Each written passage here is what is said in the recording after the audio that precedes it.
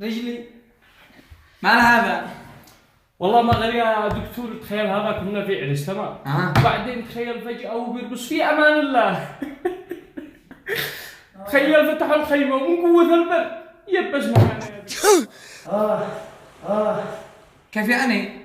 يعني يا دكتور علق علينا بالثانية. ثالث كوكباني؟ يمكن ايوه. فاهم يا دكتور. ثالث ولا الرابع؟ الحين مش وقتها يا دكتور، انا بدارك بصير حالتك دي يزرع لها. الحين هذا ما أزرع بالريح. الله سهل خليه بجد دكتور سهل. طيب اجلس. خلاص يا دكتور. خلاص يا حمودي حبيبي، الدكتور تمام بيعالج. ارفع رجلك ابني بسرعة. مالك نزلها، انا كان ترفع على الطاولة، ترفع على عند وجهي، عيب علي. داري يا دكتور. خلاص. لا بأس لا بأس. الحمد لله. انا شكتب لك دحين علاج واشيك تستمر لمدة اسبوع عليه.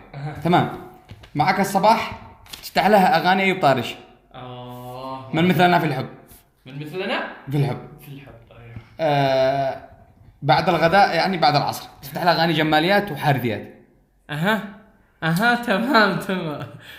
بعد العشاء او بعد العشاء. بعد العشاء ايوه تفتح لها اغاني صنعاني بس تكون خفيف. ايش من اغاني صنعاني يا دكتور؟ انداري بخيرات. شوف معك الكل كذابين، وحشتني ومش فارق معك.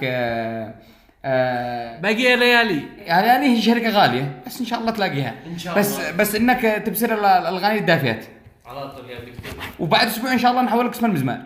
المزمار ما شاء الله، يعني معكم العلاجات هذه كلها.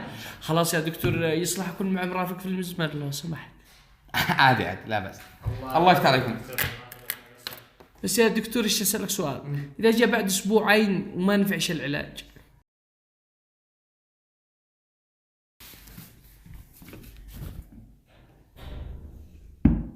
اذا ما تشافش بعد اسبوعين ان شاء الله نبزها الخارج.